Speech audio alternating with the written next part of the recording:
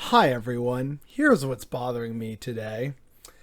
So, I'm going to start this off with something that's not bothering me because, quite frankly, I find it a little hilarious, but it is also scary, and so it actually, at the end of the day, does kind of bother me.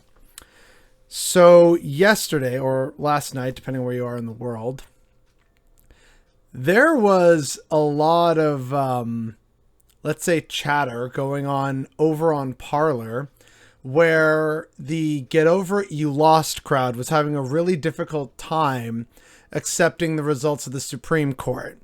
Lots of people over there saying things like, you know, Trump gave him these positions. How dare they not support him? And it's kind of like, I'm glad the justices actually proved to be relatively non-biased in this instance. I was actually afraid that some of them, especially like Amy Coney Barrett and Kavanaugh, would have absolutely said, "Oh yeah, sure, we'll do this to help President Trump because he got us these nice jobs, even though we shouldn't have them." But they didn't, so that's like, okay, good.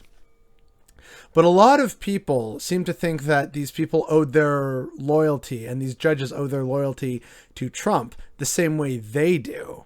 And so a lot of people, especially Milo Yiannopoulos, had a lot of very public meltdowns talking about how Republicans are the devil and they're committing themselves to the end of the Republican Party. And so again, on the one hand, I'm kind of happy about this, right? Because, oh man, Fox News and the Republicans, you thought, oh yeah, we'll just happily sow anger and discord and hate because we can use that. It's politically advantageous. Until the moment it's not, and then you can't control the beast that you fed over all these years. You made a monster and you can no longer control it. That's on you guys.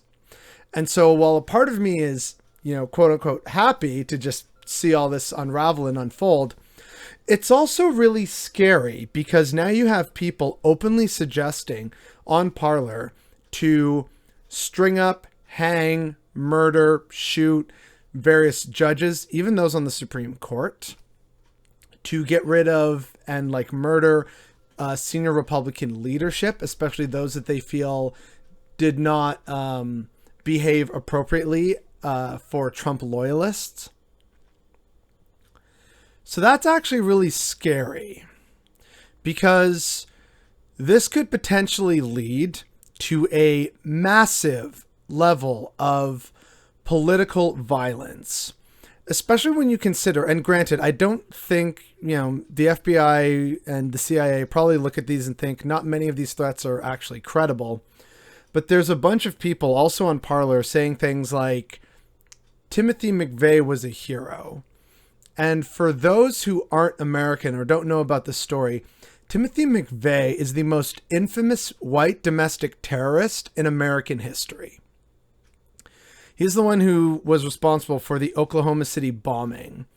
And he's become a very controversial figure since then, precisely because, again, white terrorist. But also there's people who openly support and celebrate what he did because they believe the same crazy stuff that he did.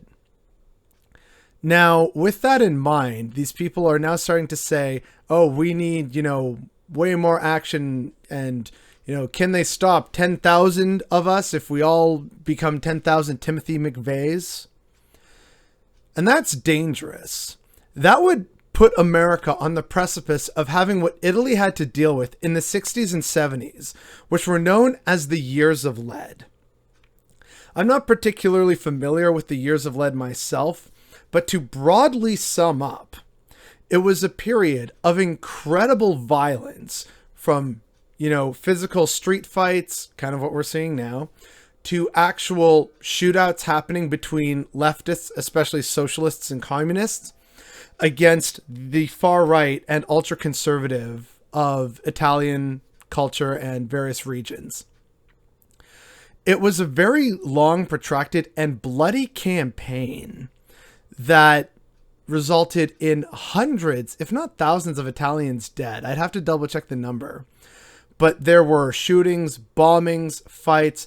It went on for years, and it was very much a blood feud between the left and the right in Italy.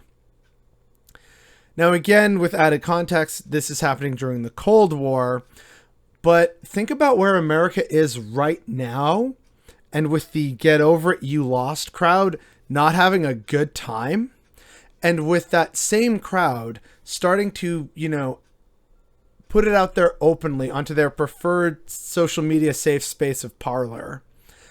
They're openly talking about acts of terrorism against not just fellow Americans, but the American state apparatus itself. So this is actually a very dangerous development. And I don't see a lot of people talking about that.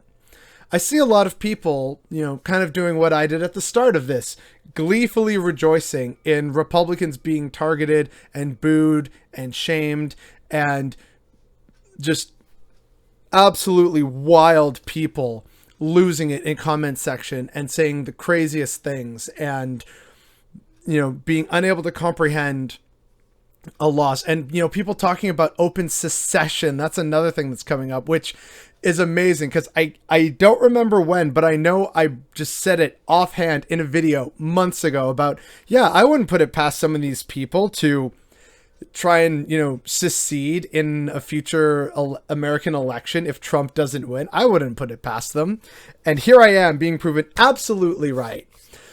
But again, it's dangerous, and no one seems to be talking about that, which is very unfortunate, because I don't want America to have to face a civil war or something like the Italian years of lead, or a prolonged level of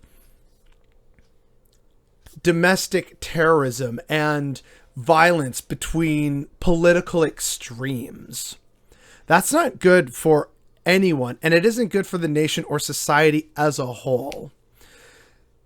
But no one wants to talk about that. Perhaps because it's uncomfortable, and we just kind of all want the little bits of good news that we can manage from this absolutely garbage year. But we should be talking about this, and we aren't, and that's what's bothering me today.